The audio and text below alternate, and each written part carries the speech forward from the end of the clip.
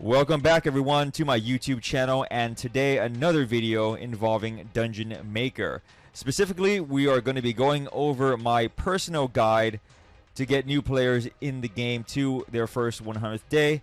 And also I made a mini guide for those of you out there who are grinding 100-day runs so that you can go and get experience for your Dungeon Lord as well as those juicy Abyss Stones. Now, who this guide is not for is for experts of the game. So if you've already been playing for a long time and you've already broken the day 340 barrier, which is one of the last achievements, at least on the official achievements for the game, this guide is not for you because you already know all this stuff, and as a matter of fact, you probably have some secret technology that I don't even have yet. So feel free to watch it anyway, maybe hand it out to a couple of newbie folks that you may have introduced the game to as well if they are getting stuck. I've put a lot of effort and energy into making this as easy as possible to understand for the folks who have just picked up Dungeon Maker. Alright, so let's go ahead and get started. I would highly suggest you get your favorite beverage, whether it be hot or cold, and go ahead and sit back and relax in your chair or your bed, or if you're outside and you're sitting on a park bench. I have no idea why you're watching something on your tiny little phone or tablet. You should be observing the sights around you, but whatever, floats your boat. I'm going to go ahead and bring up a Excel sheet that I have linked on my website as well as the YouTube description. So feel free to check the link in the description box as well as on the website. You can just go ahead and look for Dungeon Maker Level 100 Guide on there. Alright guys, in front of us right here is my own personal Google spreadsheet that I worked very hard on to make as colorful, bright, and easy to read as much as possible for those of you who are brand new to the game so that you have an understanding of what is going on. Now, I want to go ahead and let you know that this is a structured strategy, but at the same time, Dungeon Maker is at its core an RNG game and also a roguelike. So what that means is no matter how hard you plan, no matter how well you follow this particular guide or any guides you might read in the future made by other players, I would definitely say a lot more talented than me in making guides.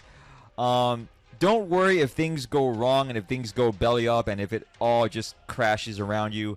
That is the nature of the beast, because sometimes RNG can be a very, very cruel mistress. I have followed these two plans over and over again because I am in the level 100 run grind, and there are some times where I get monsters that are nothing but 2 stars.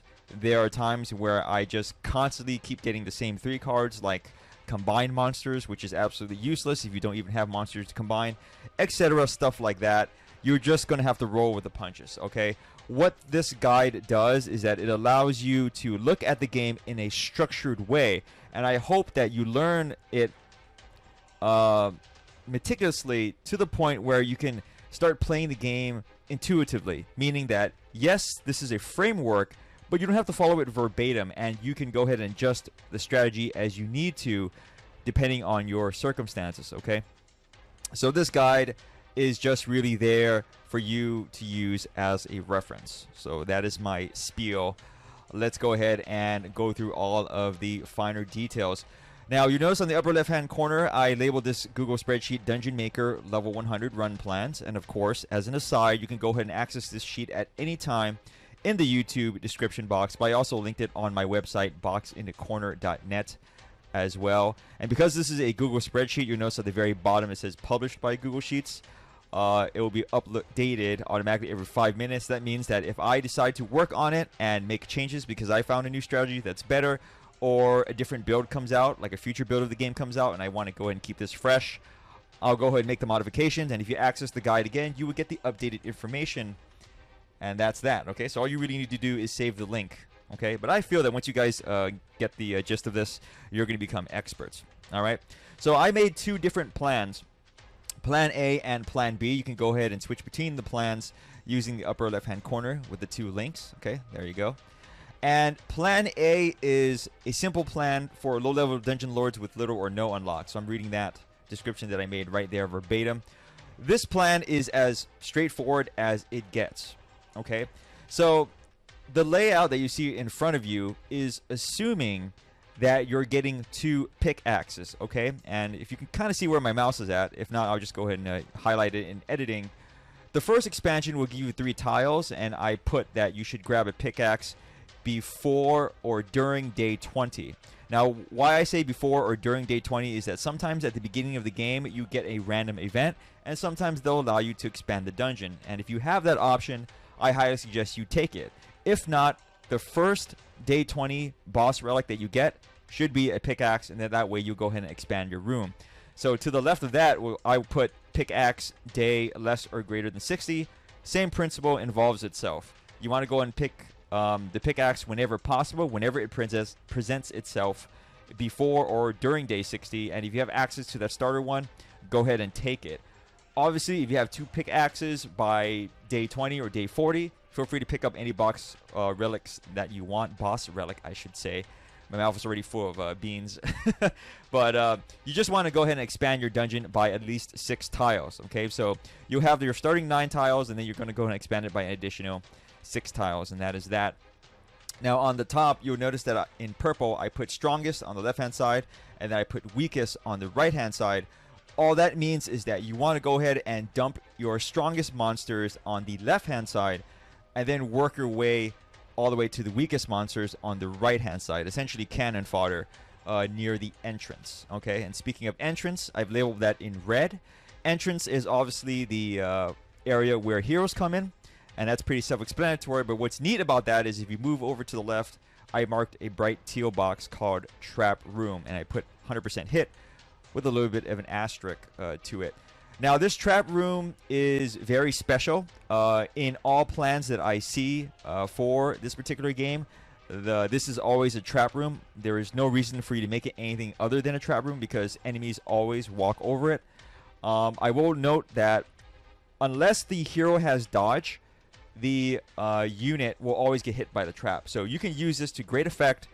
It's very important in your strategy in the long term because there are particular rooms that have counters on them, and you can access their benefits if more enemies walk over them. So you might want to go and drop it in front of the entrance, and Bob's your uncle. It's pretty straightforward from that point on. However, there are also other trap rooms, I should say, that are very, very detrimental. They have a huge debuff to the enemy, and you might just want to go and drop it right there too. You always want this trap room to be your best room, your most hardest hitting. That's the long and the short of it. Okay. Now let's go and move all the way over to the left. You notice in the bright neon green, I labeled this a standard battle room, but I also put in parentheses last stand. So what do I mean by this?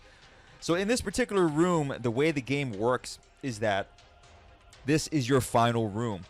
Every time heroes come and fight your monsters in your dungeon, wherever they may be, if they happen to land on this room or walk over this room, they will always enter the Dungeon Lord's room.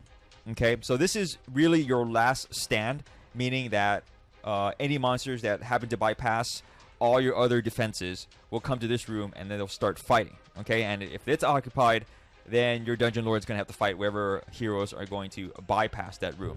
Now, I marked this little hint on the bottom right here under the Remember box. Heroes will run past battle rooms that are full, 3 heroes per room. Okay, so that means that every battle room can only have 3 heroes.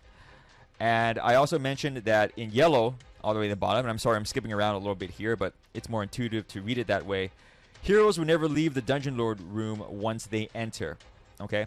So remember, when a hero bypasses all your defenses, they bypass your last stand room and they enter the Dungeon Lord room, that's it. You're going to end up fighting them. Your Dungeon Lord is going to end up fighting and whoever bodyguards she happens to have in the room with her. So planning your dungeon is very important that you do not let this happen. You want to stall this as long as possible because your Dungeon Lord, depending on how strong they are, can be rather squishy unless you're playing a very specific build where you only have a couple of rooms and then your Dungeon Lord is like super buff, muscular, and she can like one-shot heroes. Okay, but that's a different build for a different day, usually in the end game. Now, for this particular plan, we are going to do 14 battle rooms and 1 trap. So the trap is in the trap room, and all the other rooms are battle rooms. That is it. I cannot make this any simpler for low-level Dungeon Lords and for people new to the game. Every time you see a room, you're going to dump it onto a empty tile, and you only need 1 trap room, and it's a trap room of your choice. You get the most damaging, detrimental trap you can find. You pop it in front of the entrance, And there you go. Whenever you have to pick another trap room, go ahead and do so, and then enhance that trap room to get it stronger and even nastier, so that its effects become even better. Okay. Now, a thing to note about battle rooms that I already mentioned, that once they are full with 3 heroes, enemies that go into the room will go ahead and bypass it. I also want to mention that with battle rooms, when an enemy enters it, it never turns 180 and goes back as long as the room still has monsters in it. So what does this mean? Some heroes, you'll notice, they'll come into a room, they'll start fighting, and then maybe after 20 seconds or an X amount of time, I'm not sure what the official timer is, you'll notice that they'll just leave the room and stop fighting. And when they do that, they'll always go north, west, or south, but they'll never go back east toward like the entrance. Okay, they'll never do that unless all the monsters in that battle room are dead, in which then the heroes would treat that as a empty room, which goes on to my next comment. Heroes can possibly run in a circle if the room is a trap room or an empty battle room. So what does that mean? That means that if a battle room is empty and there's no more monsters left defending it, it's now treated as an empty room. Whenever a hero runs into an empty room, it then goes up to RNG, and it will randomly go north, west, south, or east. Okay? It's completely random how it does this. But thinking about that, you can use this to your advantage. So if you have weaker monsters to the front of your dungeon, this brings me on to my next point. Empty battle rooms with debuffs upon entering effects, meaning like when you enter a battle room, they get 3 vulnerability, or when you enter a battle room, the enemy gets 1 blind or something of that nature, or 1 panic. These turn into pseudo trap rooms once they become empty. And why is that? Well, remember, I just said that battle rooms, when they're empty, the hero just kind of does a random pathing. So if they go in a circle, they're going to go ahead and re-hit that room, and every time they re-hit that empty room, they're going to activate it just like a trap. Because traps can activate multiple times on the same hero unit. The same thing with battle rooms and their effects. Okay, so definitely plan your dungeons out where if you know battle rooms are going to be emptied, you want to go and put them alongside your other traps, namely for this plan, the trap room. All right, so I hope that makes sense. You'll kind of understand it as things go on. Now, finalizing this particular plan, on the right-hand side, I've gone ahead and list a priority order. So what is this all about? So the priority order is that every time you access a battle card, you're going to go ahead and want to get these things in order if they are available. Obviously, this game is RNG. Not all the time they're going to become available, but you want to go and prioritize these as much as possible. So for starters, we're going to want the monster egg for obvious reasons. We have 42 monsters in this build if you count up all the battle rooms.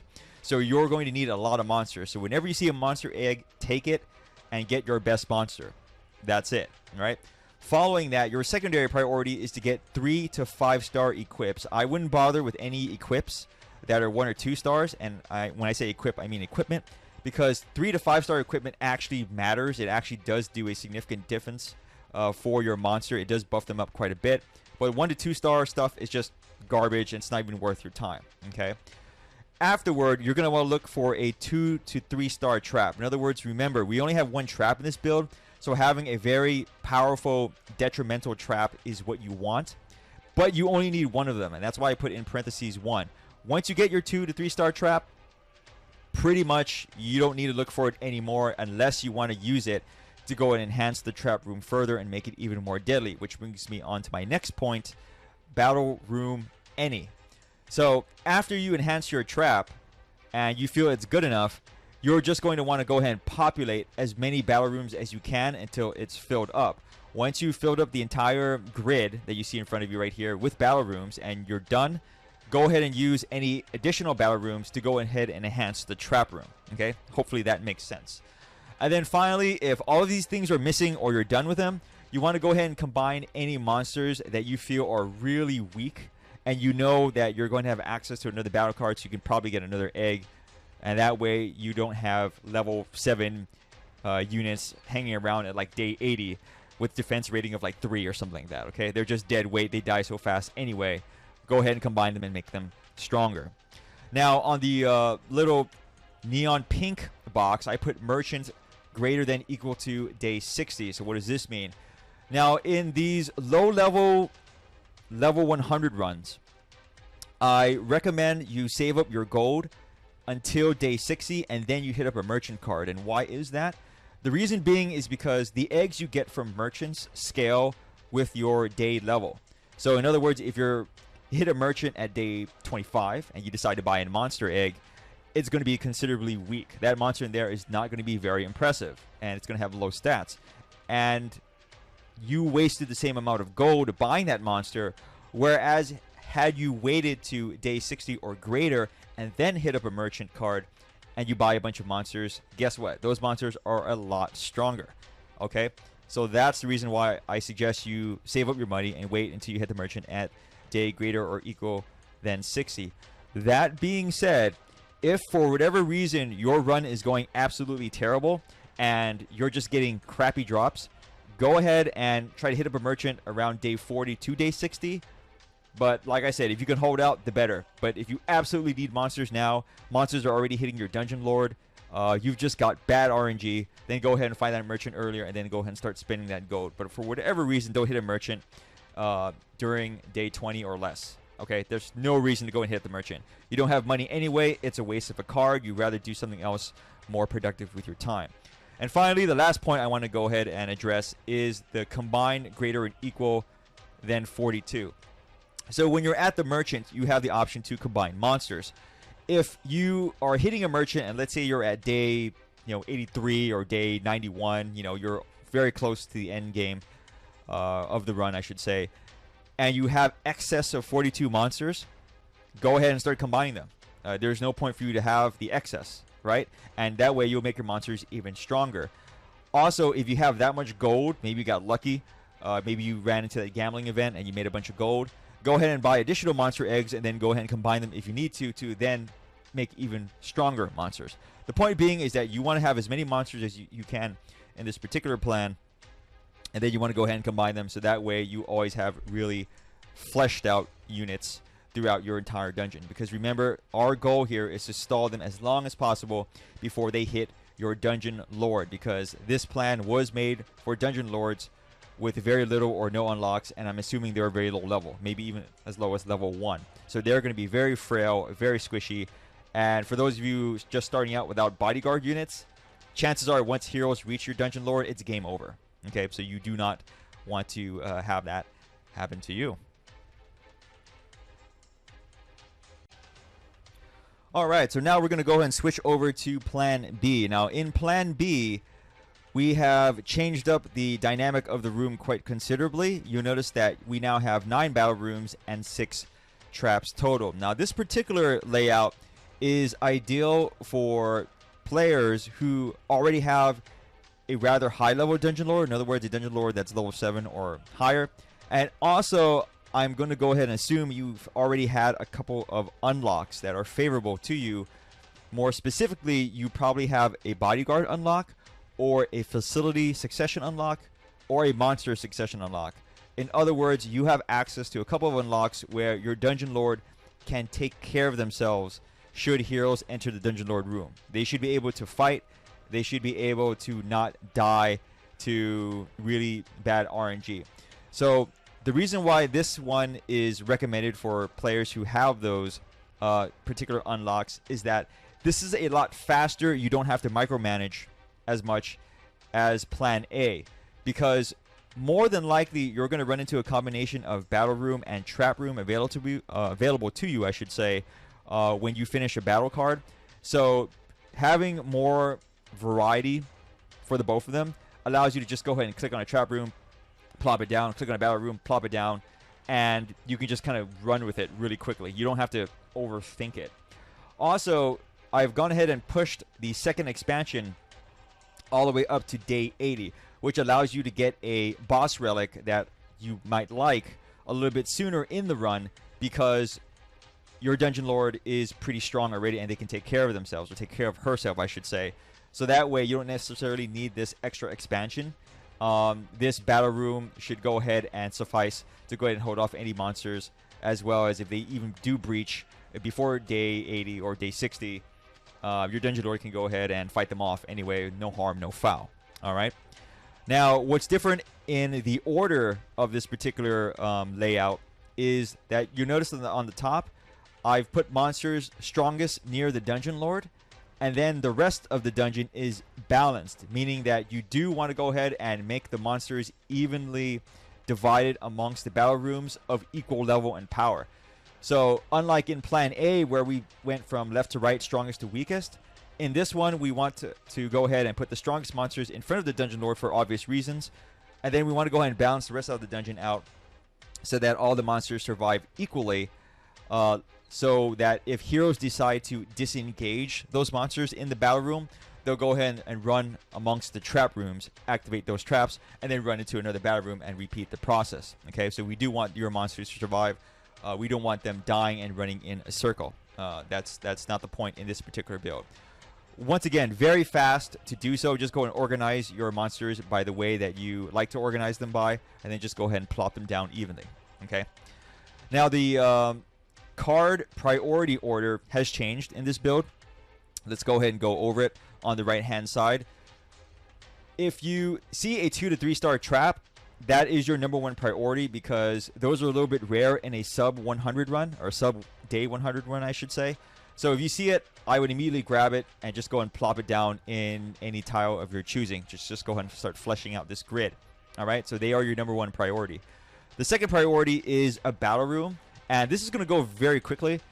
Since we don't need as many battle rooms as in the first build, we only need 9 total, and also since we are delaying the second pickaxe or expansion all the way up to day 80, you'll only need to grab a couple of these, plop them down, go ahead and start fleshing them out with monsters, and that will bring us to the next point. Getting monster eggs is not that much of a priority, and why is that? Well, monster eggs are not that much of a priority. I'm sorry, I'm tripping over my own words here.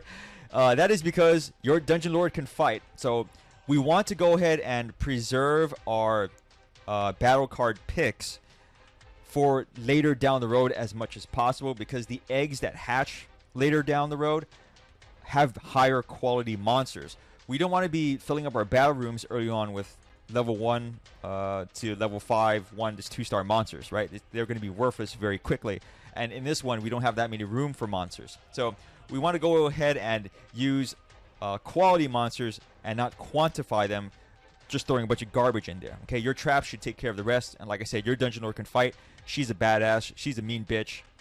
she'll take care of herself. All right, moving on from that, after you've laid out your entire battle plan, meaning that you have your battle rooms and traps laid out exactly as you see in front of you, any trap or room you come across, go ahead and pick it up and just go ahead and level it however you want to. I always recommend maximizing the trap room as well as the rooms closest to the dungeon lord, but you can do it however you see fit. And then finally, the last thing you'll want to do is go ahead and combine any 1 to 2 star monsters near the end of your run, so day 60 or greater. Just go ahead and combine those 1 to 2 star units, because at this point in time you're probably going to have an excess of eggs. You want to go ahead and make room for the newer monsters, but you also want to go ahead and take the older monsters and make them a little bit stronger. All right. Now, just as I mentioned in Plan B, let's go and talk about the merchant. You still should only be getting the merchant at day 60 or beyond. Early on, because your dungeon lord is buff, you don't really need to buy a lot of stuff, and you should be able to get all of these rewards, or I should say tiles, fleshed out pretty quickly, because there's a variety offered. Okay, trap room, battle room, you're not picking one between the two. I would highly recommend that you start combining your monsters immediately, because like I said, chances are you're going to run into a surplus at this time. I have a good feeling that you're going to be having more than 27 monsters by the time you hit day 60, and especially day 80. So go ahead and start combining those low-level monsters, get them buffed up, and once you do that, and if you have excess gold, and which you might, go ahead and buy additional eggs, and then go ahead and recombine them. Okay, if the egg that you bought is really bad and it's not worth your gold. Just keep doing this, and go ahead and get those really super strong monsters, and the rest is history. Once you get the feel for this particular build, it's going to become very intuitive, and this, I have found, is very just fast thinking, very straightforward. I gotta hit level 100 and reset as fast as possible type of dungeon layout. I personally like it. It's worked for me. I can almost do this without even watching it. Like, I can listen to a podcast and watch like something on Netflix or something like that, Hulu. I'm not affiliated with any particular streaming service here, okay? But whatever your viewing thing of choice is, I felt that once I learned this layout and the priority order, it's just really quick. I don't have to micromanage monsters that much as I did in Plan A. And like I said, as your Dungeon Lord gets stronger and stronger, they can start fighting things off. As a matter of fact, if your Dungeon Lord is super buff, like you have I should say relic carryover, relic succession, you have room succession, you have monster succession, you have 3 bodyguards, okay? I should cue the Whitney Houston song. Anyway, if you are so strong, feel free to go ahead and skip rooms by using events, okay? You notice that I usually don't like to prioritize events because events, for me, they're really random in a level 100 run, especially using this plan. And also, they take away from a battle card, okay? I mean, some modifiers can be really strong, but for most intents and purposes, I'd rather have a battle card to get an additional reward. Because every time you fight a battle, you're guaranteed a reward. When you do an event, you're not guaranteed a reward. And even if you walk away from the event, that's even worse, because all you've done is you've accelerated one day, and you have nothing to show for wasting a day, okay? So if you're really that strong and you don't care, go ahead and start skipping days. Get multiple merchants, get multiple events, and then go ahead and reach that day 100, and then go and hit the reset to get that experience, and then move on. And that is that for Plan B. Alright guys, in this part of the guide, we're going to be talking about fate selection priorities. Now, I've gone ahead and organized this into 2 categories. Things that I recommend you do before day 60, as well as things I recommend you do after day 60. And I've gone ahead and color-coded the fate cards with a little description at the bottom in the Google spreadsheet. And remember, you can access this spreadsheet at any time on the YouTube description or on my website, boxinthecorner.net.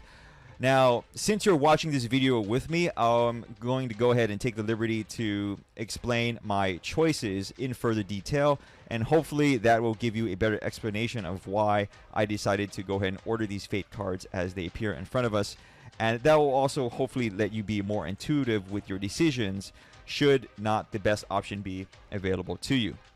So let's go ahead and begin with the things that I recommend before day 60.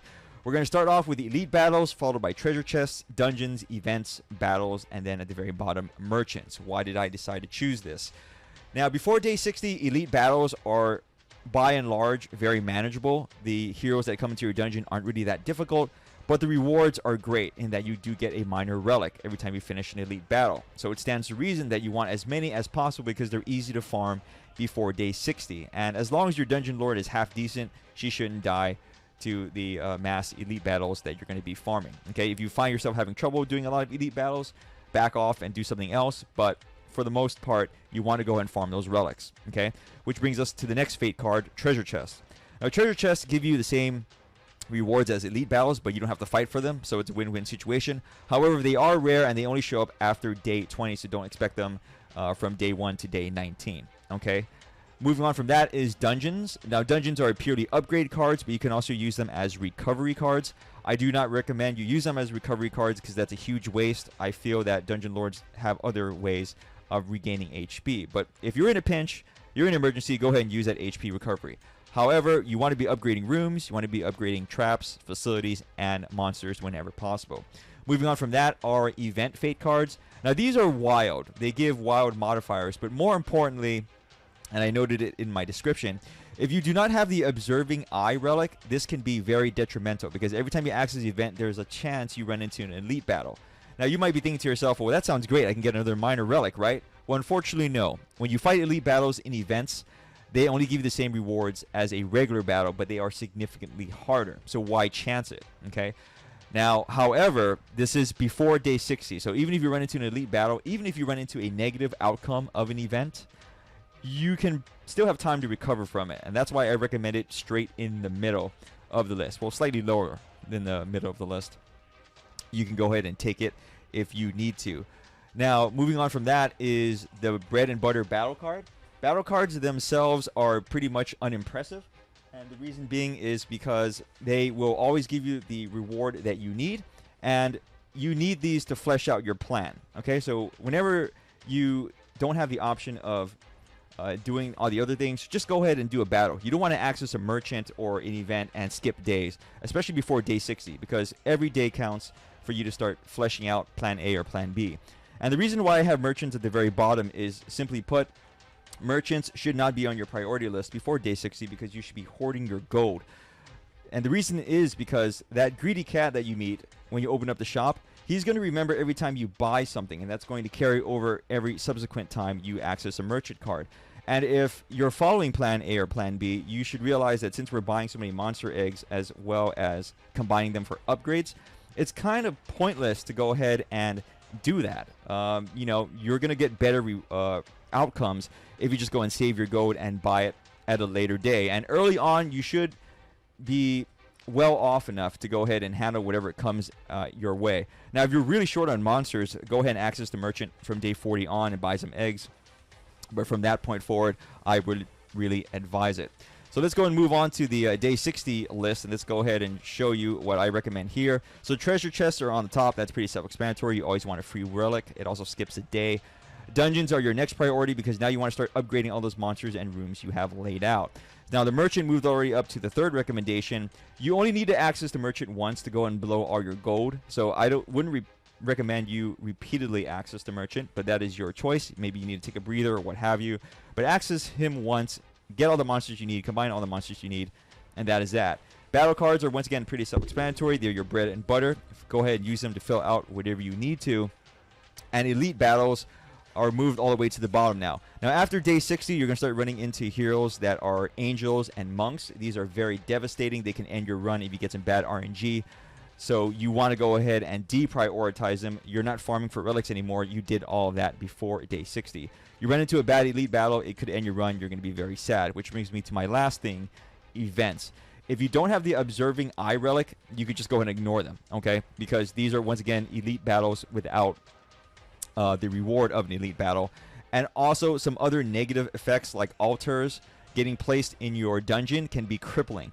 I often found them to be placed either in front of your dungeon lord or right at the entrance where your best trap is, and that ends a run. Okay, so I had that happen to me. Very nasty stuff. So there you have it, guys. That's the fate selection priorities part of this guide. The next section is going to be the actual run itself. Alright guys, it's time to put my money where my mouth is. Let's go ahead and do that level 100 run. So let's go ahead and click on new game. And I'm going to go ahead and use plan A with the fate selection priority I just went over. Now, of course, I would love to redo this run with a level 1 character to show you proof of concept. But frankly speaking, like I said, this game is RNG based. It is a roguelike at its core.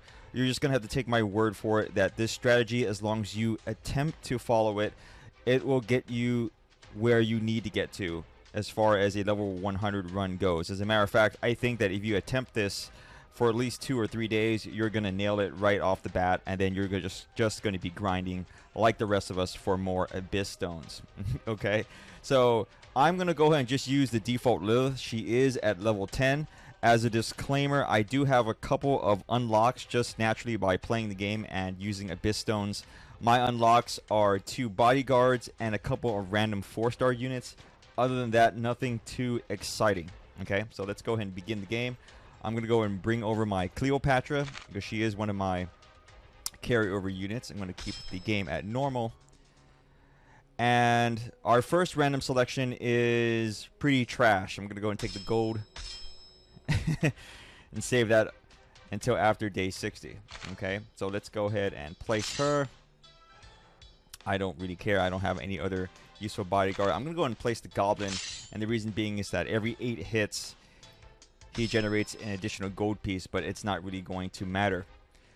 So first and foremost, I see an elite battle on the left. Remember, we want to go ahead and grab those as soon as possible to go ahead and farm relics. And I'm going to go ahead and keep this game on 2 speed, so that way we go through this run as quick as possible, because once again, it is a proof of concept run.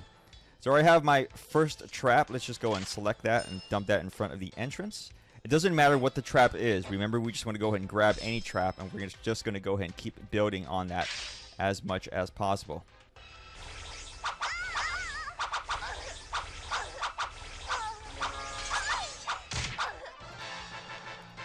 Okay, we grab our random relic, and that's exactly what we want. Our first battle room, we're going to go and select that, and we're going to dump it in front of the Dungeon Lord. Okay, let's go ahead and reset, and then we're going to dump the rest there and move on. Now you have the luxury of pausing the video anytime you want to, just in case you think I'm going a little bit too fast. But remember, this is just a proof of concept run. I'm not really doing this to prove a point. I just want to go ahead and record a level 100 run to show you what it looks like. So we're going to go and enhance that. And that is that. No elite battles, so I'm just going to go ahead and do another one.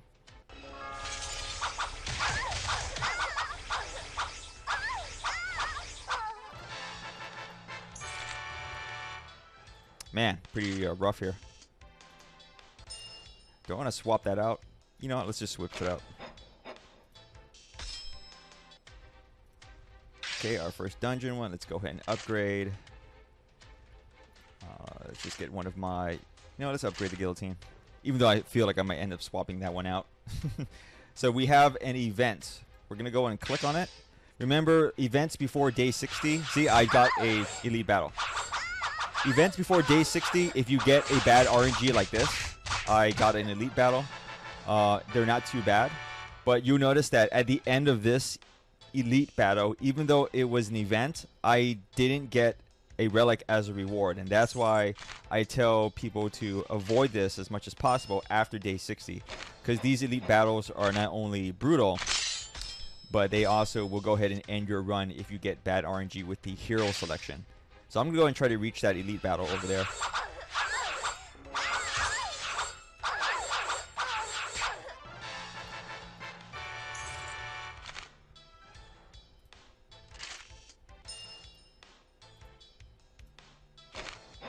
So there's no rhyme or reason to my placement. I just want to flesh out as many battle rooms as possible. Now I can go ahead and take the dungeon, and that'll give me another dungeon, and that'll give me another dungeon, which is pretty useful, but I really want that elite battle. That takes priority over everything else. So I'm going to go and go this route.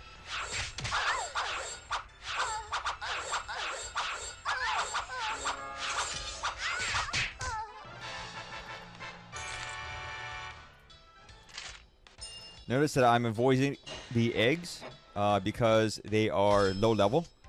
And they are rather useless at this stage of the game.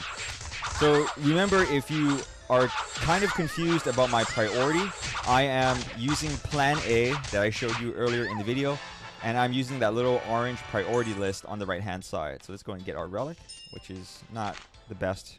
Return is a really, really good trap, actually, but it is a shame that we are not doing Plan B, so I'm just actually going to sacrifice it and use it right there. And the reason I don't want to use return on that one is because it's going to send monsters back to the beginning of the dungeon, but then I'm not going to have anything for them to walk over. Return is an excellent trap to use with other traps, especially ones at the beginning of the dungeon. Whoops, I clicked on that by accident. I was supposed to go and take the event, but anyway. Yeah, they're really good with other traps in that they'll send enemies back to the beginning of the dungeon, and then they're going to go ahead and re-step on that 100% trap that I talked about. Now, I can go ahead and take this event and use the equip all my monsters and get a random altar because it's really early in the run and I can remove that altar in many ways. But since all my units are probably going to be combined and fed anyway, I'd rather take the equipment. And this is exactly why. You have a higher chance of getting really good equipment, and this is a damn good one. This Phoenix shield right here is really good. It's excellent for a bodyguard unit. Very, very good.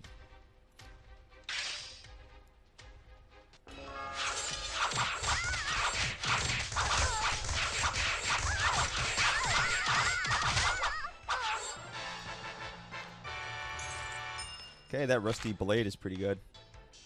This is all pretty subpar.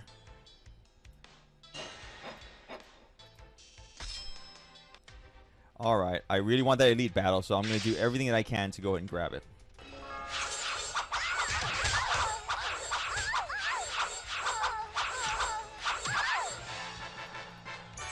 Okay.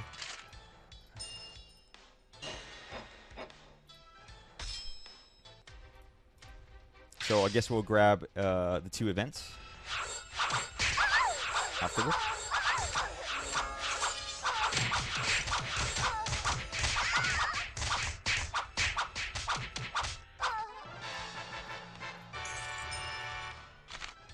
Battle room and a battle room.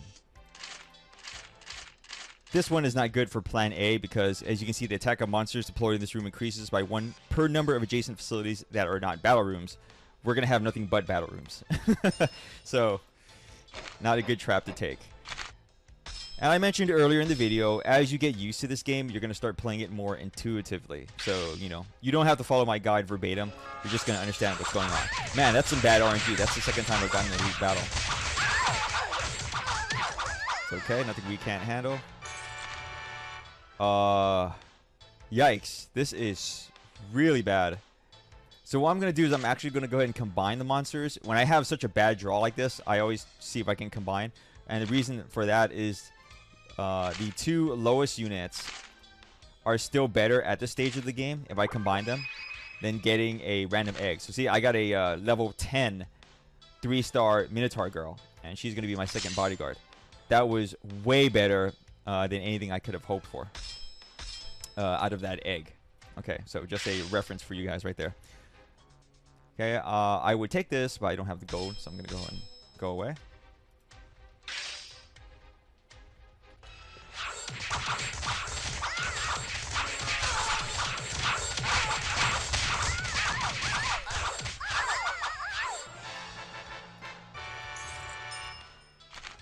Another room. That's exactly what we're looking for.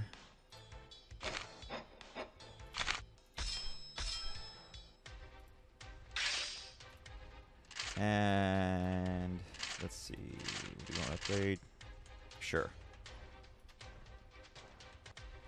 So the reason why I'm upgrading rooms now and not units is because my units can go ahead and handle everything I'm doing right now. And even if they can't, my Dungeon Lord can go ahead and take care of herself. So that's why I'm not prioritizing updating my units. So we have our first pickaxe of the run. I am always going to take that. Okay, it is very important that you take that. And, oh man, this is really rough.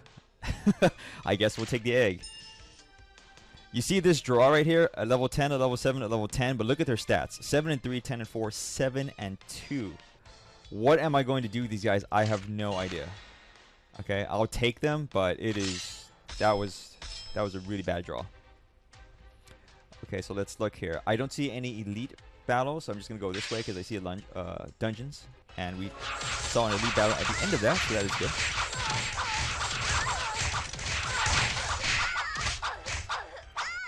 Alright. Another battle room. This is exactly what we want. We're going to plop it right there. And let's go ahead and reset. Let's go and throw you... Yeah, that's fine. So dungeon, elite battle sounds good to me. Ooh, and a treasure chest too. Very nice.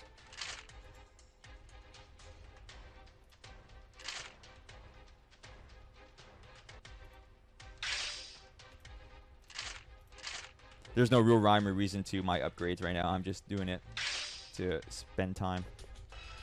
Make things go faster.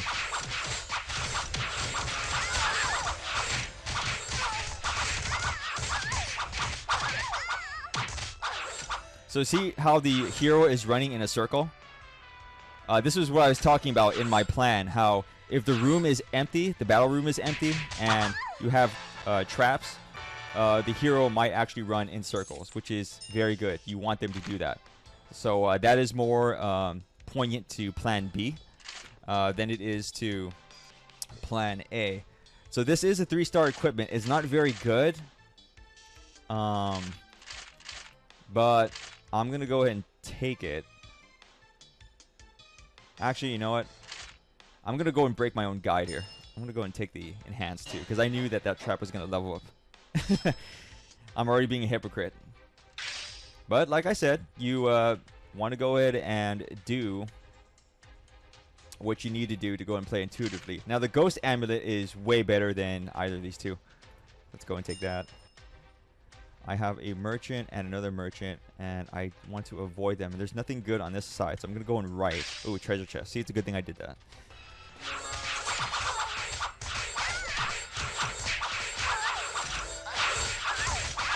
So yeah, pay close attention right now since we have a lot of empty rooms on the right-hand side, where the hero, if they end up running around there, they just run in circles.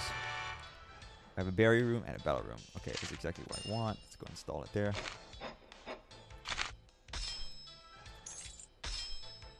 So where are we going here? We're going to grab that treasure chest. Now it's a shame that that treasure chest is next to a dungeon, but that's life.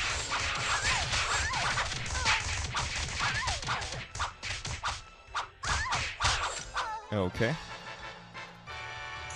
Another battle room. Nice. Gonna go install that in there.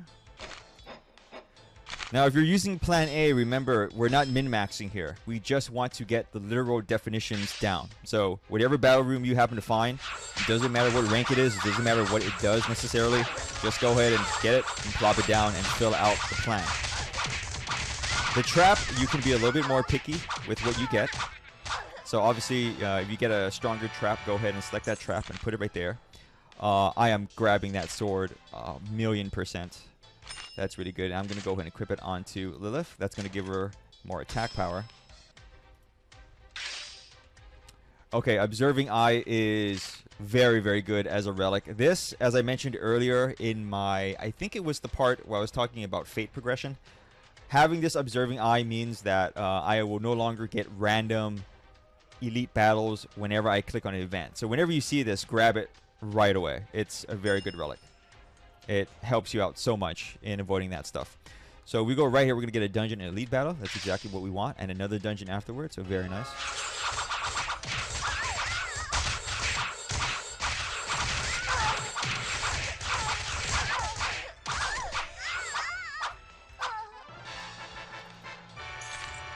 Another battle room.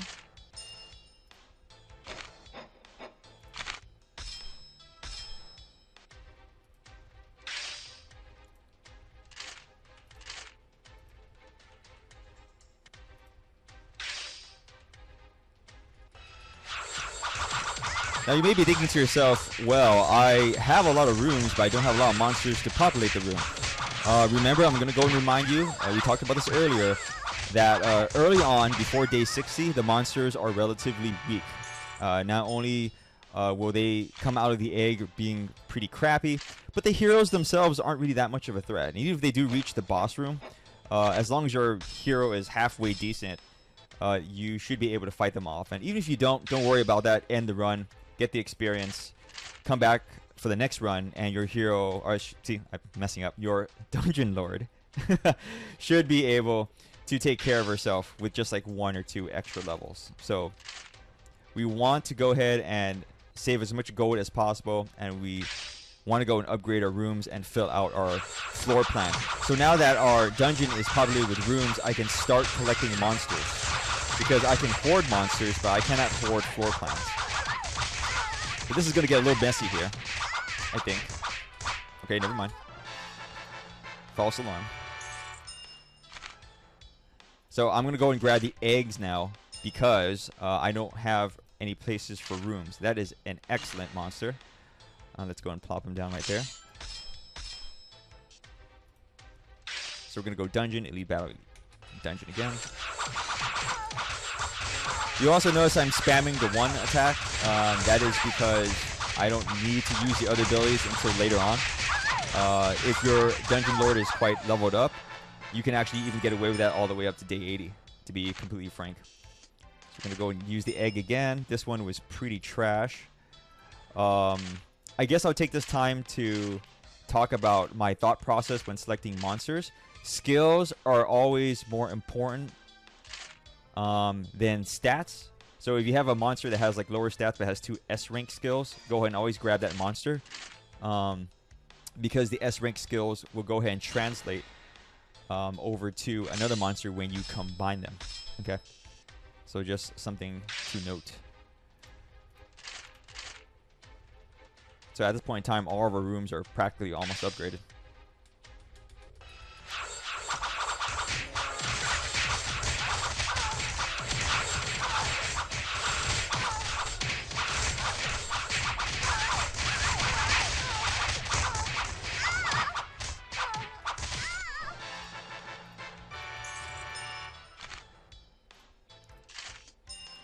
Let's see. 9th. This is bad. Bad. Commander is a good skill. Put him with the other slimes. Or her. I'm sure slimes have a gender. Going to update that. Because I know there's a slime girl in this game, so that's why I'm going to go ahead and assume that slime is male.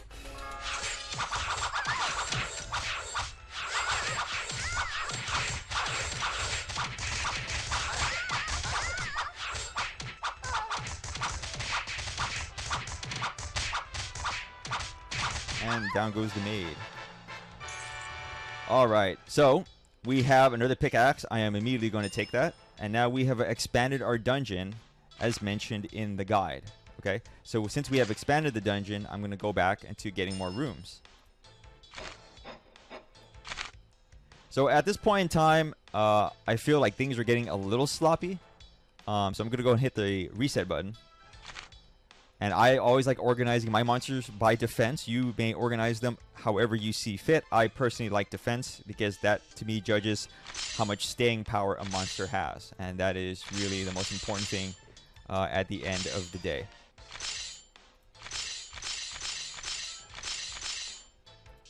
So we're just going to go and do that. That type of configuration is not necessarily the most efficient, but I'm doing it just to save time. You do want to spread out your monsters 2 by 2 if you're running short, so that way there are more rooms for the heroes to engage in. And they won't run past it so much and engage your dungeon more. So to use a military term, since I have a lot of relatives in the military, you always want a battle buddy for your monsters. You never want to put them alone. This is one of the best traps in the game. Hunger is one of the best traps in the game. Not end game, but like it's really, really good. When you reduce the attack of a hero, you essentially neuter them. And if you get this high enough, you can make even elite heroes do very, very little damage to your monsters. This is a really good sword too, but I'm taking this and I'm swapping it out. Which is kind of a shame because this was pretty high already, but I have to take Hunger. It's already at level 6. It's such a good trap. It's really, really good. I cannot stress it enough how good that trap is. So you see how the enemy units are running over the Hunger trap? So now every single hero that's entering the dungeon has -6 to attack, as long as they don't have dodge or evade. And this gives my monsters on the field so much more staying power, now that their attack is reduced.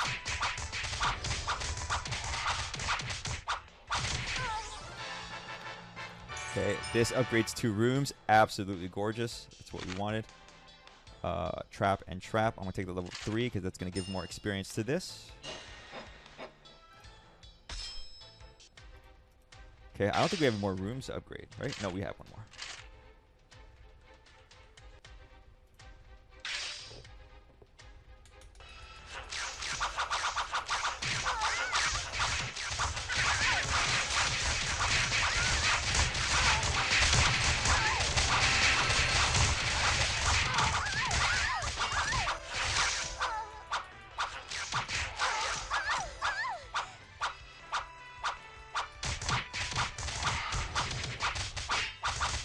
I gotta love the generic fighting sound effects that has been around since time immemorial.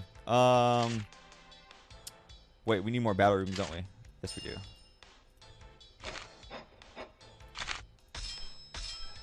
Okay, I have to make a mental note that I need another battle room.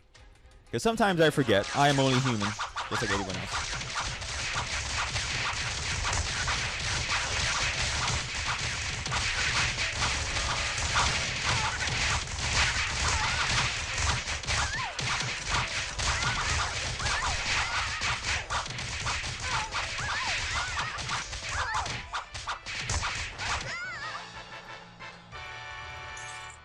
Alright, I need another room. Go and take that.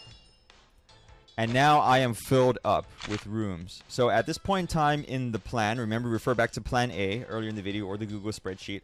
Since I have all the rooms I need, I am now going to focus on monsters. Every single reward from this point forward I'm going to get is a monster egg. Failing that, I'm going to get enhancements for the trap room. That is it. I no longer need rooms for any other reason other than that.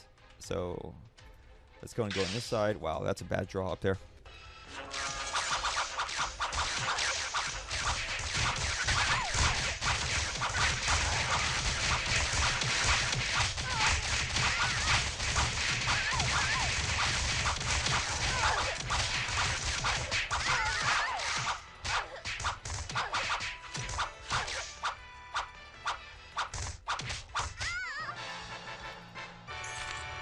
See? So it's time to get eggs. Wow. Wowie, wow, wow, wow. Yes. Just slather it all over my body. We're going to put her... Ooh, I'll put her down here. That was a very, very good draw. There are more rooms to upgrade. Yes. I'll upgrade that room. Let's see what we have here. We got a dungeon up there. We have an event. Dungeon, dungeon. So I'm just going to go this way. We'll go ahead and grab the event because we're almost at day 60, in which I'm not going to grab any more events afterwards, even though I do have the observant eye.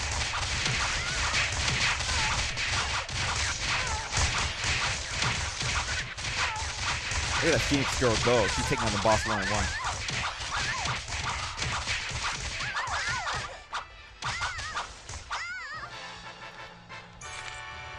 Four-star equipment or increased trap. Okay, attack 16 is nothing to scoff at. I'm going to go and take that. And you know what? Let's just go and give it to the Phoenix girl so she becomes even more deadly. So dungeon, dungeon, event. Okay. Okay, I see an elite battle up there too. Cool.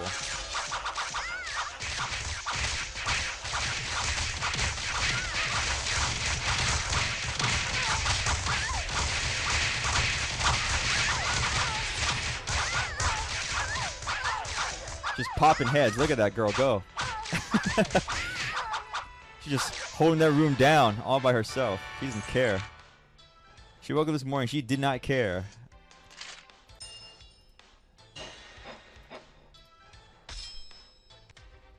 Okay, we're gonna take this event. Hopefully it's something good. Yeah, I always take this event. So what that event does is that you lose a lot of life, but you also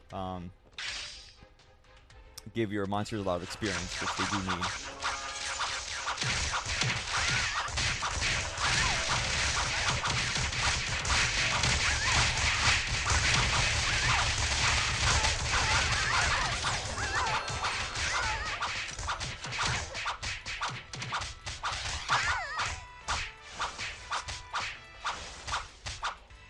She gonna run into the entrance again?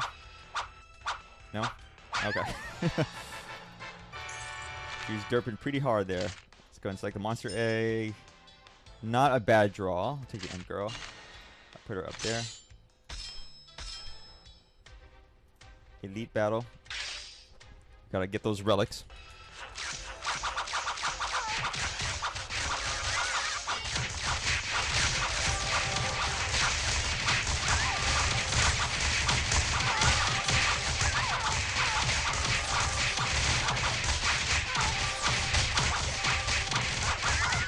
That gigantic priest hero is pretty annoying, but she actually doesn't do a lot of damage. She just heals a lot. So, I'm sure some newer players would probably panic seeing her, like, why isn't she dying? Yeah, but she doesn't do much. No worries. Angels, however, that is a bad time. So let's go and go over here. We want that battle. Elite battle.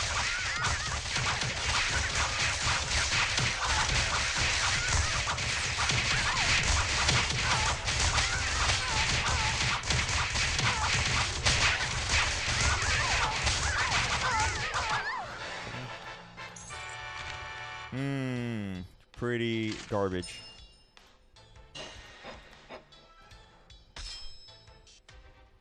Okay, we're gonna go right and then hit the elite battle on the left.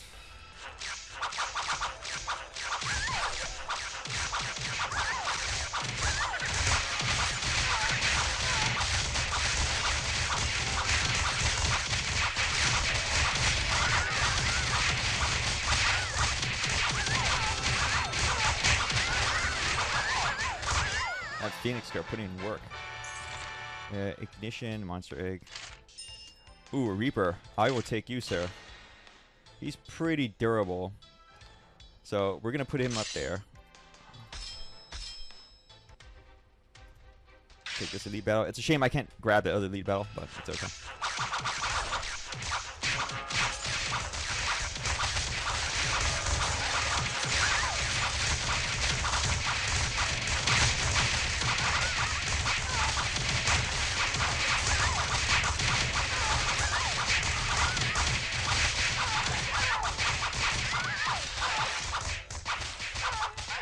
Alright. That was a little bad. This is a really good relic right here. The second heart. That's a really good one. That basically gives you a free life. So now that we have that, I feel a lot more confident in my decisions. Okay, Gargoyle, we'll put you next to the Reaper. I know I said earlier that you want to put your monsters with a battle buddy. Once again, this is before day 60. So decision making is not that important. Just follow the guide as close as you can, and you should be fine.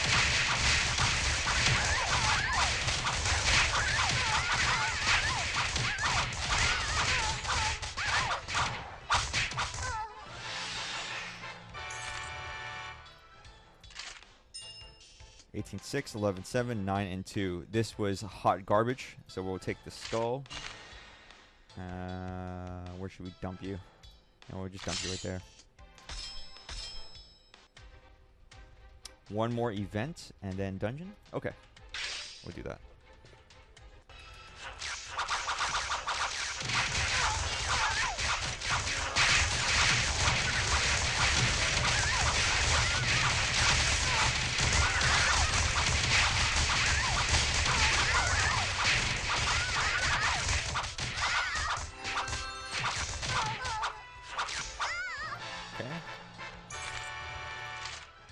Werewolf, 23 in A with 2 A rank skills. Yes, sir.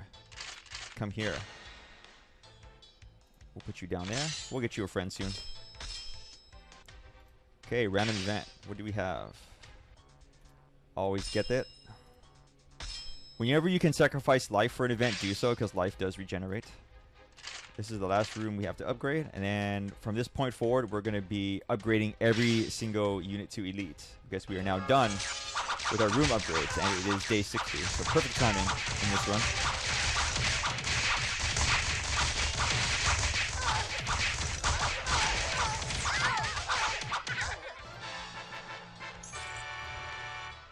Alright, 20% gold, 5 empty mana. Now, this is perfect time. I couldn't ask for something better. You notice that it's day 60, we have 950 gold, and I have not spent a single gold piece yet. So if you happen to be at day 60 and you get this, please grab it. Discount price of items sold by the merchant is 15%. Very, very useful. We want to go and grab that. And now when we reach the merchant... Ooh, a ghoul girl. When we reach the merchant, we're going to have a lot of money to spend, and his services are discounted. So what more could you ask for? So our number one priority starting at day 60 is to search for a merchant. I don't see any on the list, and I do see a dungeon. Remember, on the fate priority list, we are now switching over to the secondary list, the one on the right, no longer the one on the left. So we want to now avoid elite battles as much as possible, because they're going to get a lot harder, and they're just going to wear us down and do unnecessary damage to our dungeon lord.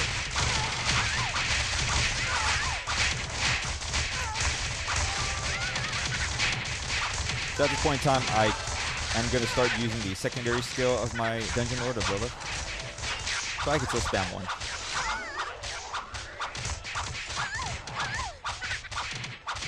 Alright, actually, you know what? Let's slow this down for a moment here. You see the damage that the monster is doing to my monsters? It's pathetic. Like, you're seeing like one. I mean, the reason being is because she stepped over the hunger trap multiple times, and that's what makes the hunger trap incredibly strong. If any hero unit steps over it at least twice, it gets like a huge debuff to its attack. So that's that. Okay, no merchant. Okay, let's speed it back up again.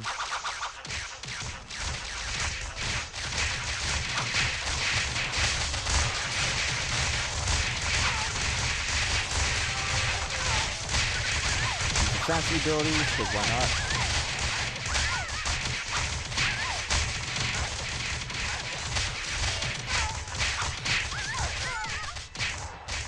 Okay, we'll just spam when we finish this off.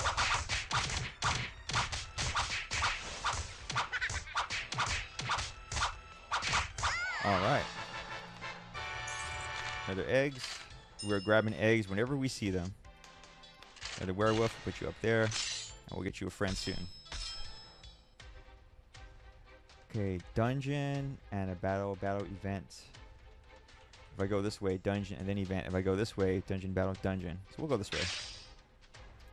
No more rooms. So we're going to go ahead and start upgrading monsters.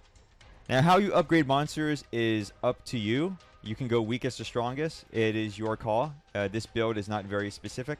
I personally like to shore up my defenses. So what that means is that I usually look for monsters with a lot of skill, like this werewolf, but he has a low defense. So I go ahead and boost him up, give him a little bit more survivability. So then that way he can go ahead and cast his powers and still be alive. So there is the merchant that we're looking for. So we are going to make a beeline for him. We have a lot of stuff to buy.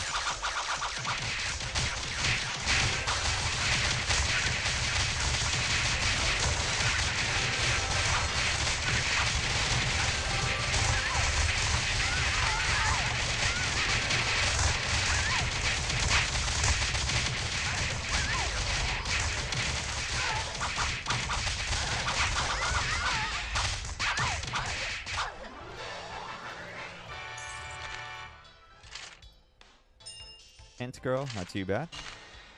And I think that guy was lonely, so we'll give you a little tree girlfriend. Werewolf and an Ent. Cute couple.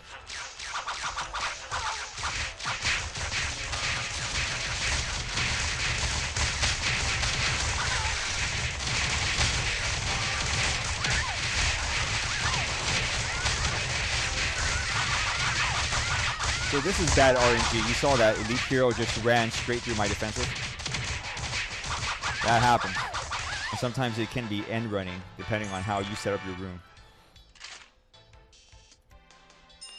And wow, this was hot garbage. Wow, this is bad. I guess they all can't be good. Okay, where are we gonna dump you? We'll dump you with that imp girl right there. Okay, the merchant. The merchant. Okay.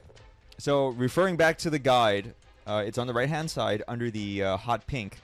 We're at the merchant. It's greater than day 60. We're at day 66. And our first priority is to buy as many eggs as possible. Now, since I got the discount, you see the eggs are cheaper. This is 85 gold for my first egg. I have 1,060, so I'll be able to buy a lot of monsters.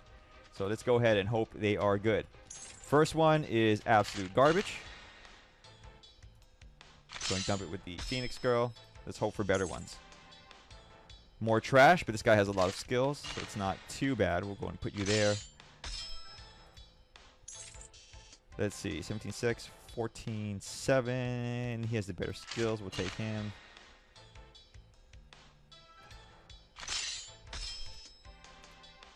All right, lick. Now we're talking. Now we are talking. Put you up front and center. 5, 7,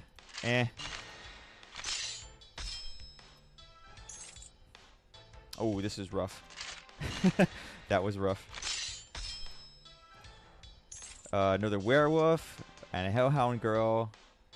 I actually want the hellhound girl. She's a little bit better because she has 2 skills instead of 1. 2, 2, and a 3-star, but he only has predation, shield wall. I'll take this guy. Can I afford one more? No, I can't. I cannot afford one more. So I'm going to go ahead and save my gold rather than wasting it. I could combine a monster. Do I want to? You know what? I'm just going to save my gold. Hopefully we'll hit another merchant up.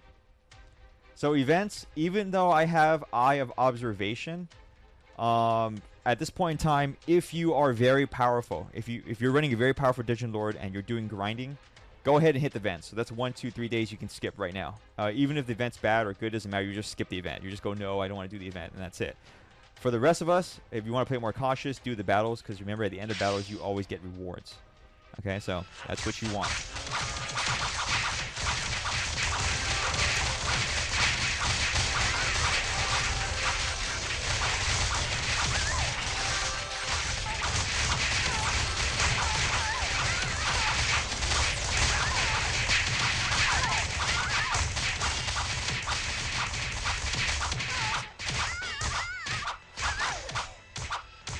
Smack, smack, smack. There we go. We have another hunger. Nice. That's very rare that we have 2 hungers, to be frank. Usually in runs I rarely get a hunger, let alone 2.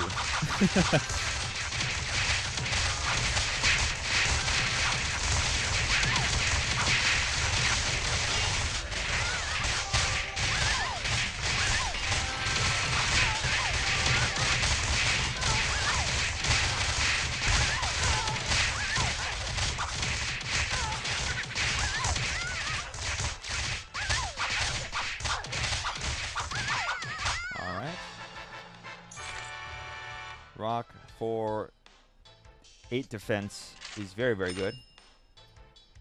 We'll give it to the succubus girl. Let's see what we have here. I see a dungeon. Nothing useful here. All elite battles, which I want to avoid. So let's go with scout left.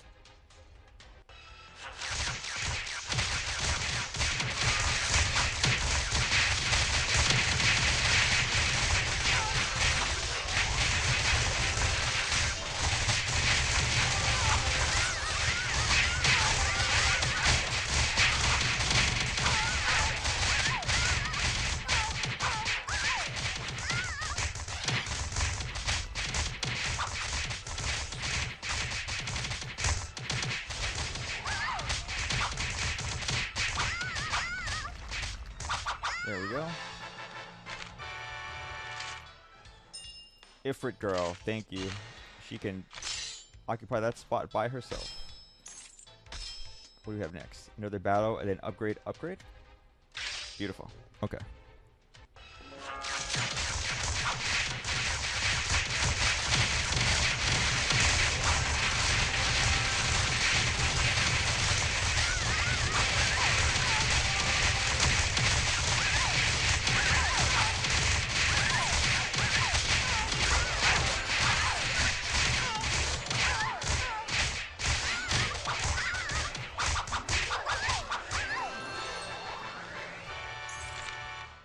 Gigantify is a really good room. I actually wouldn't mind taking that and replacing it, to be frank.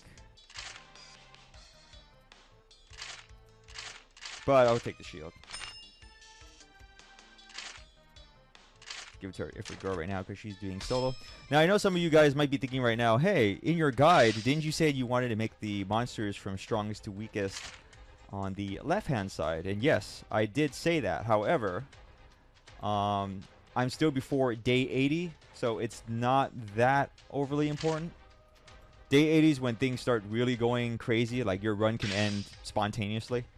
So at that point in time, yes, you do want to go ahead and reorganize your units. But we're still doing good. We're doing fine.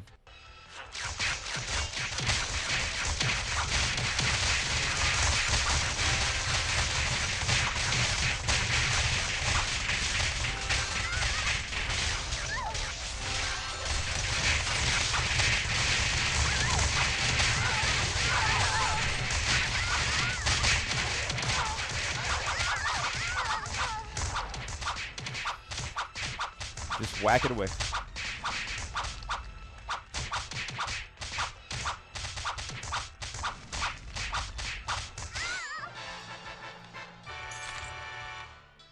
Wow, this is bad. Guess more experience for the hunger room.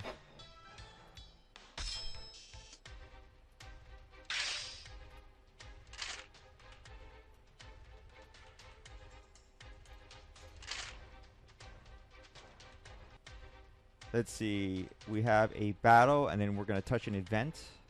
I'm going to go ahead and go this route. Only because...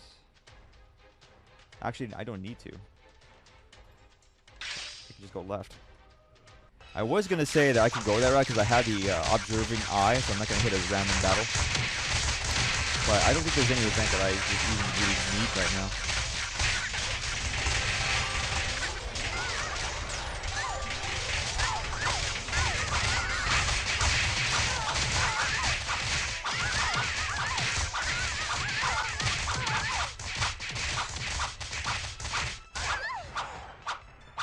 There she goes. She's going back to the entrance, and now she does very little damage. Monster egg. What do we got here?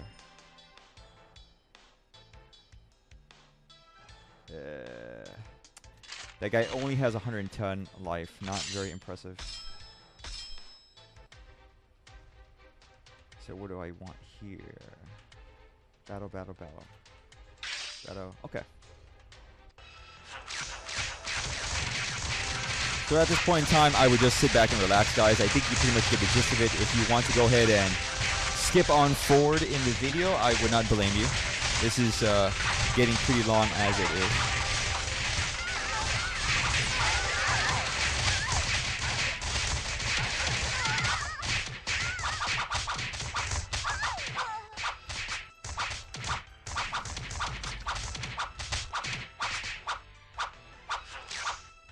Come on. Oh my. She died at the entrance. That was rough. Wow. This is bad. That was a baddie.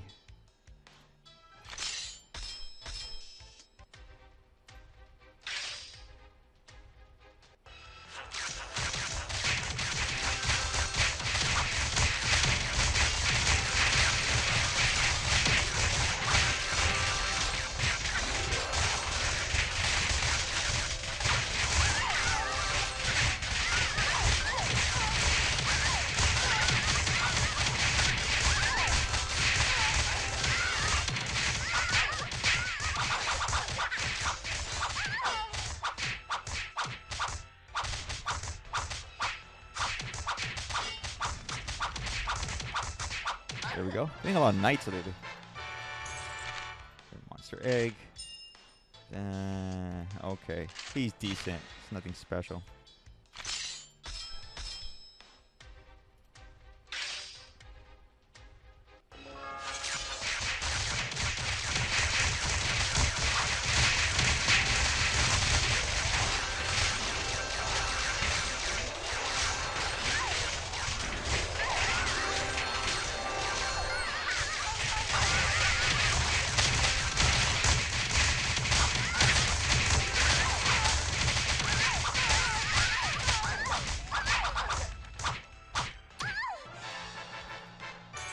Another monster egg. What do we got? King Slime. He's pretty cool. Cerberus.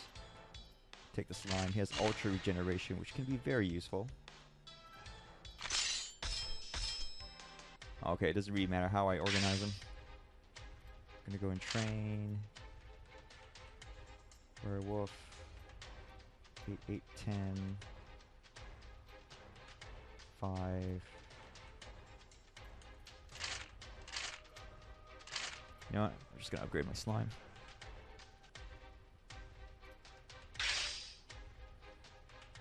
Alright.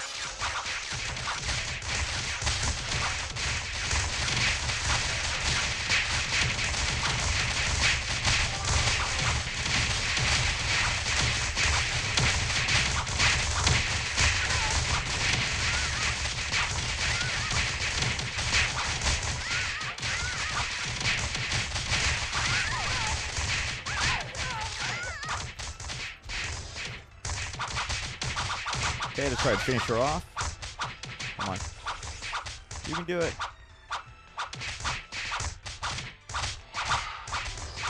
There she goes. Alright, what is our last relic? This is actually not too bad for Lilith, but I'd rather take that.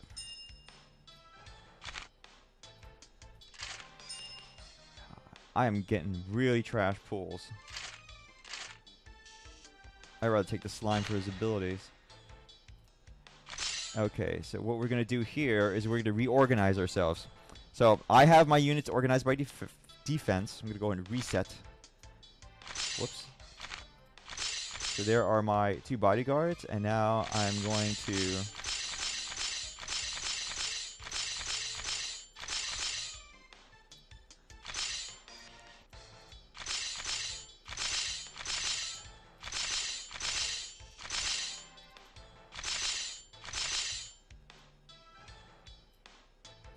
Then we'll go ahead and auto-deploy the rest. Alright, so we're now at day 80. This is make it or break it for most people. If you're a veteran and you're grinding, at this point in time, you pretty much just going through the motions. If you're a newbie, this is where your heart starts to sweat a little bit. Because you really want to hit that level 100.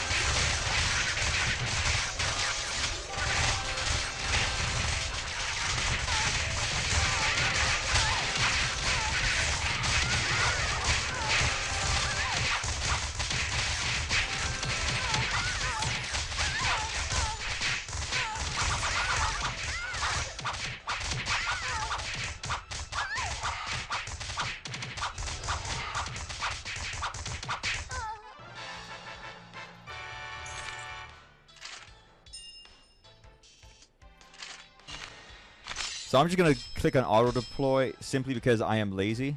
What we're going to do right now is we're going to try to find another merchant as best as possible. That is our next goal. So we can spend our remaining gold before we hit 100.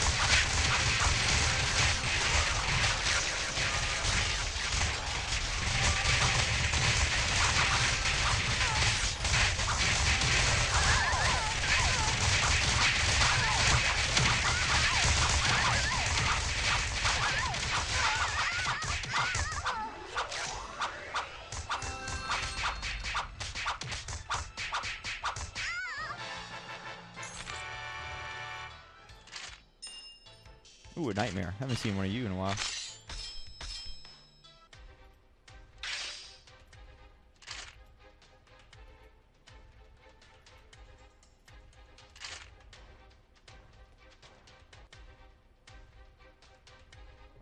Do I see a merchant anywhere? Let's go right. Oh, I do see a merchant, but I missed him. That is unfortunate. That's okay.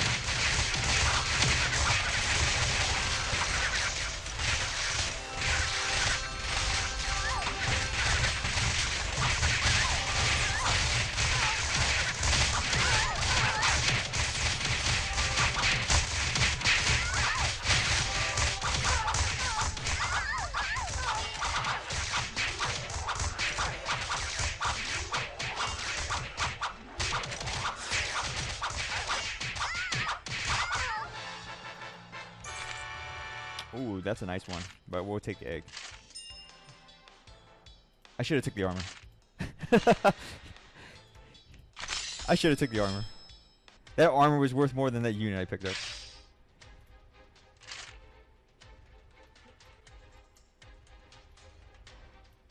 It really was.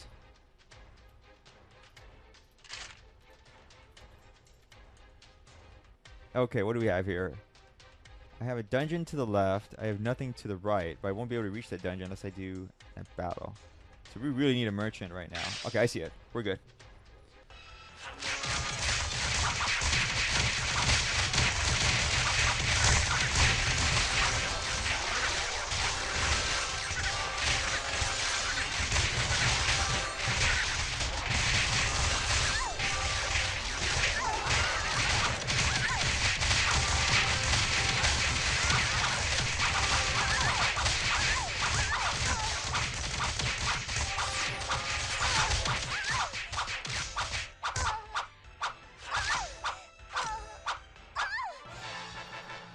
Alright. Gigantify, we'll take another egg. 8, 3, and 14.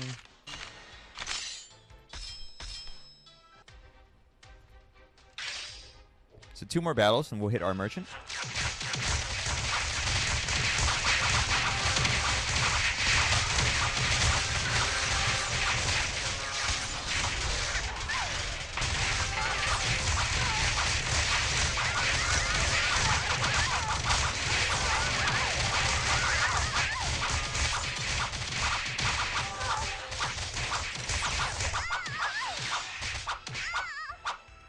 So in that particular battle, I got really lazy. I wasn't even using my special abilities.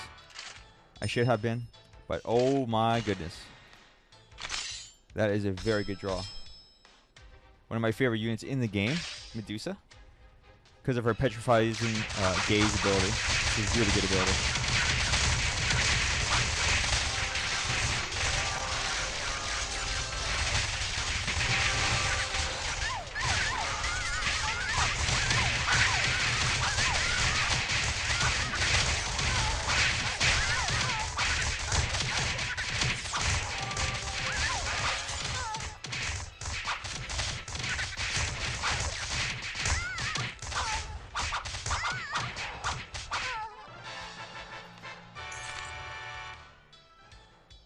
Yikes. This one's not good.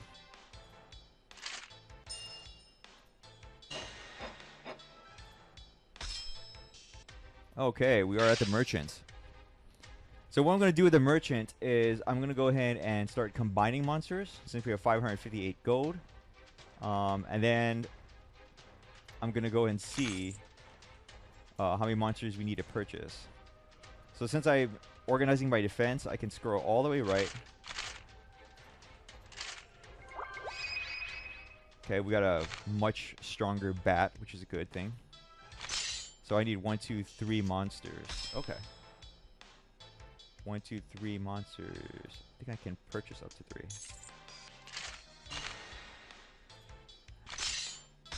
Yes, barely.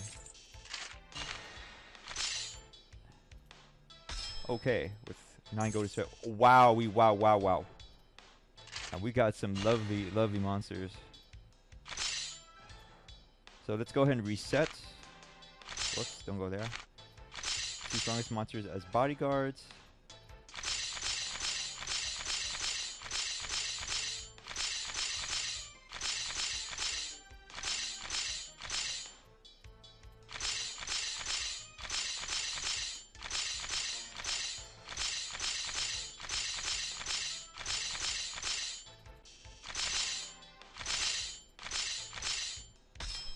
Okay. So what do we have? So we're going to hit this way to hit this dungeon.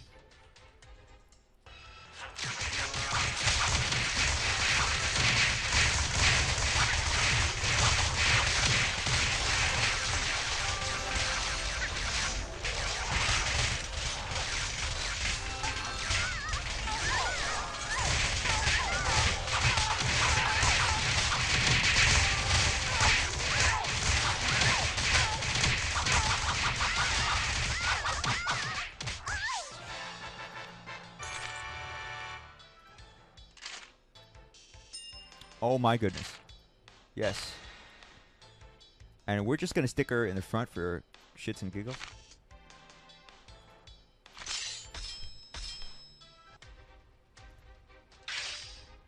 We'll also upgrade her too. So where is she? She's the wrecking machine. Alright. Another dungeon.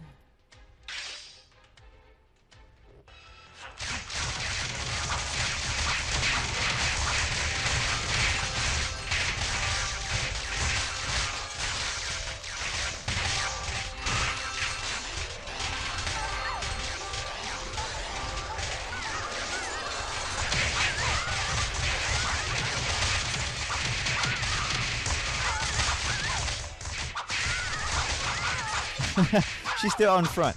Look at her.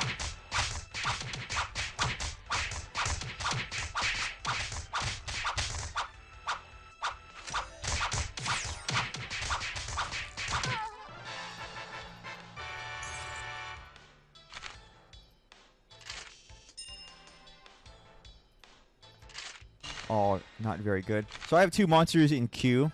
What I'm going to do is the next time I see a combine, I'll probably use them.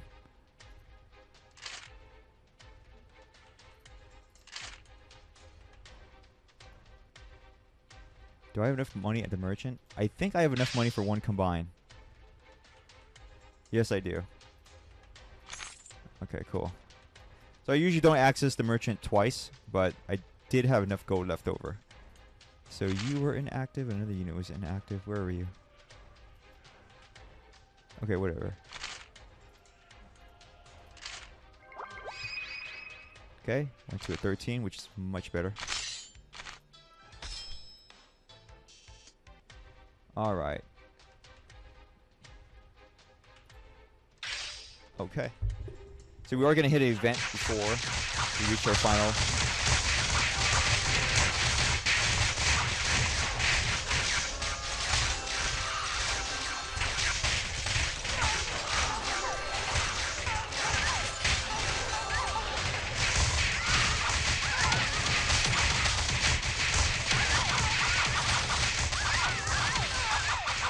That monster hit like a...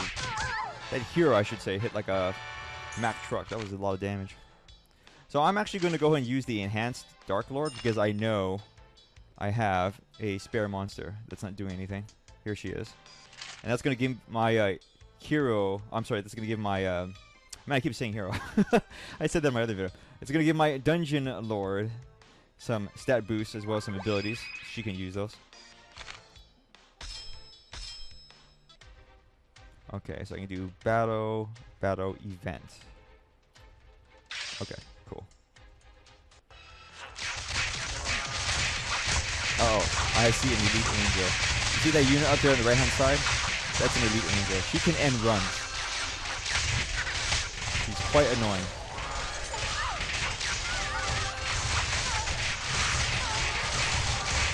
She has this nasty ability where she just pops a monster in the head and they're dead. Very frustrating.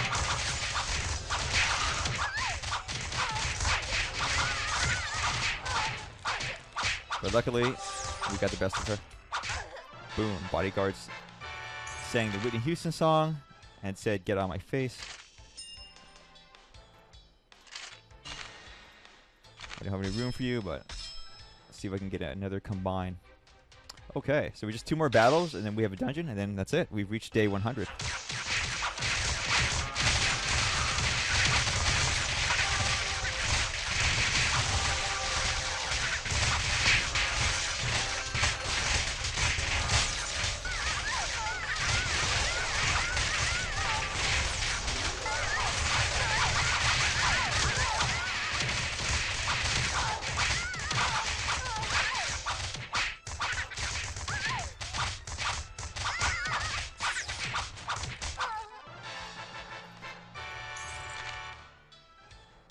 Yikes. Double yikes. Wow. That's the worst monster draw I've gotten this entire run. Because it was day 97. I'm going to save us the battle. Might as well just do an event. Why not? So in this event, if you keep digging, you lose your life and you get a Dark Knight. So that's always useful, I guess. So I always tell you not to heal because it's kind of pointless to do so. But I'm going to heal because this is the last battle before day 100. And we've done it, folks. We've reached day 100.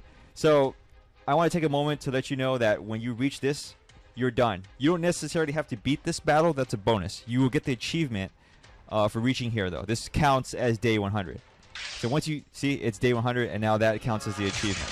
And winning this battle is a bonus, but it's not necessary. You have done it. Your achievement should pop up. You'll get your Abyss Stone. And that is that.